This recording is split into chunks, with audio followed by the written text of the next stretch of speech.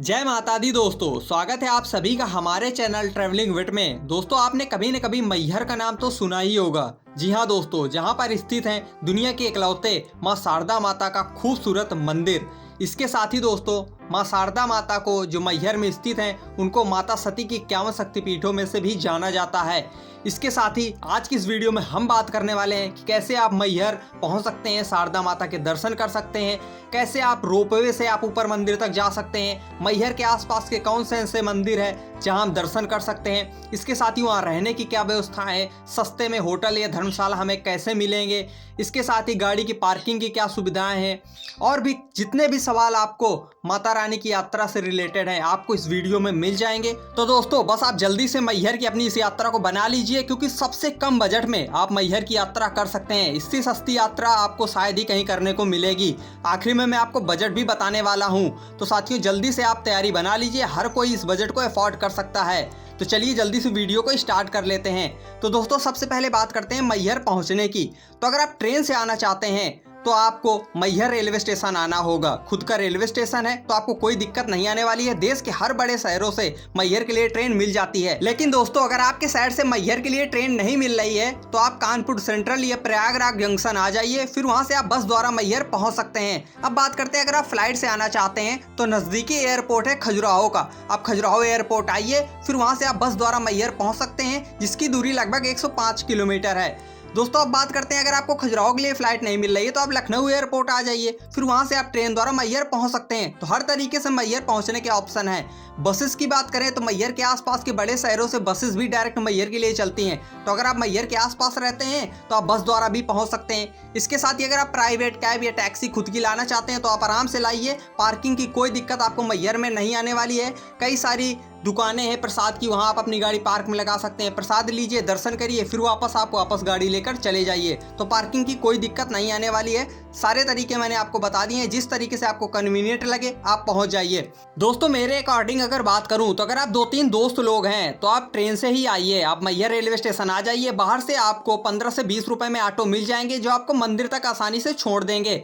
अब होटल धर्मशाला की बात करूं तो आपको 500 से 600 में मैहर में बढ़िया धर्मशाला मिल जाएंगे रुकने के लिए। लेकिन अगर बात करूं तो कोई धर्मशाला आपको 400 में भी स्टे दे देते हैं। तो आपको डबल बेड, 4 बेड, 8 बेड हर तरीके की धर्मशालाएं और सुविधाएं आपको वहां पर मिल जाएंगी। तो अपना स्टे ले लीजिए।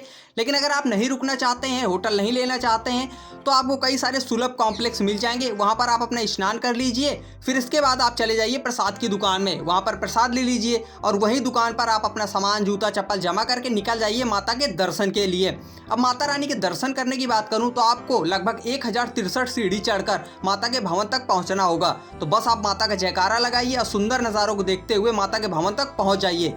लेकिन अगर आपके साथ कोई सीनियर सिटीजन है, आप चढ़ने में असमर्थ हैं, तो आप रोपवे की सुविधा भी ले सकते हैं, जिसके आने जाने के कॉस्ट की बात करूं तो 150 रुपये का आपको टिकट लेना होगा और आप सुंदर रोपवे के नज़ारों को देखते हुए माता के भवन तक पहुंच जाएंगे। जाने का भी 150 रुपये है और आने का भी 150 रुपये ही है, और एक साथ लेंगे तब भी 150 ही है।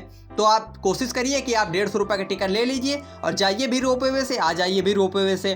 तो इस तरीके से आप माता के भवन में पहुंच गए हैं। तो बढ़िया, आपको 15 से 20 मिनट में आपको दर्शन हो जाएंगे। नवरात्रि के टाइम में थोड़ा सा भीड़ होती है तो आपको टाइम ज़्यादा लग सकता है, बाकी टाइम में आपको 15 से 20 मिनट में बढ़िया दर्शन हो जाएंगे। दोस्तों, माँ शारदा के दर्शन की टाइमिंग की बात करें तो सुबह 5 बजे से रात 9 बजे तक आप दर्शन कर सकते हैं। इसके साथ ही कुछ मान्यताएं हैं। माना जाता है कि आल्हा अमर हैं, जो माँ शारदा के सबसे बड़े भक्त थे वो सुबह 4 बजे माता रानी के दर्शन करने आते हैं, जिन्हें आज तक कोई नहीं देख पाया है। और पुजारी जब सुबह मंदिर के कपाट खोलते हैं तो माता रानी के मूर्ति में फूल और जल चढ़ा मिलता है, जिसे माना जाता है कि आल्हा ही पूजा करके जाते हैं। इसके साथ ही माँ शारदा को माता सती के 51 शक्तिपीठों में भी माना जाता है। तो अगर आप माँ शारदा के दर्शन कर लेते हैं तो आपको एक शक्तिपीठ के दर्शन का भी फल प्राप्त होता है।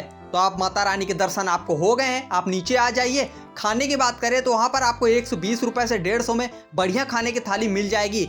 लेकिन अगर आप और बजट में खाना चाहते हैं तो रोपवे के सामने ही अन्नपूर्णा प्रसादालय है, वहाँ पर आप जाइए। 15 से 20 रुपये की आप पर्ची कटाइए और वहाँ पर आप बढ़िया खाना आप खा सकते हैं। आपको एक थाली दी जाएगी और स्वादिष्ट खाना आपको मिल जाएगा। तो इस तरीके से आप खाना खा सकते हैं। अब बात करें मैहर के कुछ टॉप प्लेसेस की, तो आप एक ऑटो हायर कर लीजिए। ऑटो वाला आपसे 600 से 700 रुपये लेगा, बाकी आप बार्गेनिंग करके थोड़ा कम ज़्यादा करा सकते हैं। तो ऑटो वाला आपको सबसे पहले ले जाएगा आल्हा अखाड़ा। आप वहां पर जाइए, खूबसूरत आपको दृश्य देखने को मिलेगा। वहां से आपको माता रानी का भवन भी दिखाई देगा। तो आल्हा अखाड़ा में आप चले जाइए। उसके बाद ही आप चले जाइए आल्हा मंदिर पर। यही आल्हा है जो सुबह माता रानी के दर्शन करने आते हैं और जो अमर हैं। तो आल्हा मंदिर में आप आल्हा जी के दर्शन करिए।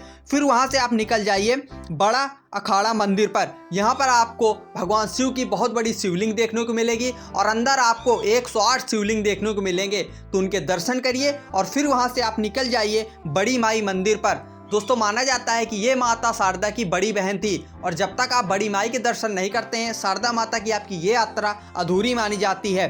तो आप दर्शन करिए बड़ी माई माता के। फिर आप चले जाइए प्राचीन गोलमठ मंदिर, जो भगवान शिव का बहुत ही प्राचीन मंदिर है। यहाँ की नक्काशी देखकर आप चौंक जाएंगे। बहुत ही सालों साल पुराना ये मंदिर है। तो इस तरीके से आप प्राचीन गोलमठ भगवान के दर्शन करिए और शाम को आप आ जाइए इच्छा पूर्ति मंदिर के दर्शन करने। यहाँ की लाइटिंग देखकर आपको वृंदावन के प्रेम मंदिर की याद आ जाएगी। इतना खूबसूरत है इच्छा पूर्ति मंदिर। तो इस तरीके से मैहर के आपको दर्शन हो गए हैं। अब आप रात की ट्रेन पकड़कर वापस जा सकते हैं। तो दोस्तों, चलिए आप बात करते हैं बजट की। तो आप कोशिश करिए अपने शहर से रात की ट्रेन पकड़िए। सुबह जल्दी आप पहुंच जाएंगे और आपको दोपहर तक 12 बजे तक माता रानी के दर्शन हो जाएंगे। इसके साथ ही टॉप प्लेसेस घूमने के लिए आपको 5 से 6 घंटे में ऑटो वाला आपको घुमा देगा।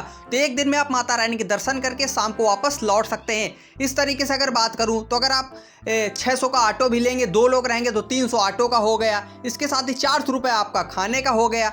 अगर बात करूँ 100 रुपये प्रसाद का हो गया, 150 रुपये रोपवे का हो गया। यानी 1000 रुपये आपको टोटल एक दिन का कॉस्ट लगने वाला है। बाकी आप ट्रेन का ऐड कर लीजिए तो 1500 से 2000 रुपये में आप माता रानी की यात्रा कर सकते हैं। लेकिन दोस्तों, अगर आप एक दिन रुकते हैं तो 600 में आपको धर्मशाला मिल जाएगा। 2 लोग रहोगे तो 300 डिवाइड हो जाएगा। बाकी मैं 500 रुपये ऐड कर दे रहा हूँ। तो पर पर्सन आप 2500 में इस यात्रा को कर लोगे अगर आप एक दिन रुकते भी हो। नहीं रुकते हो तो 1500 से 2000 रुपये ही लगने वाला है। ट्रेन का भी ऐड कर दिया है, बाकी स्लीपर कॉस्ट ही ऐड किया है। अगर आप एसी से आते हैं तो उसके अकॉर्डिंग आप अपना प्लान बना सकते हैं। बाकी फ्लाइट से आते हैं तो उसके अकॉर्डिंग आप अपना बजट सेट कर सकते हैं। लेकिन नॉर्मल अगर बजट की बात करूं तो 2000 से 2500 में माता मैहर के आप इस दर्शन को कर सकते हैं। बाकी कोई और सवाल हो तो कमेंट सेक्शन में मुझसे पूछ सकते हैं, आपको जवाब मिल जाएगा। मिलते हैं एक और नई वीडियो में, तब तक के लिए आप खुश रहें। जय माता दी, जय मां शारदा।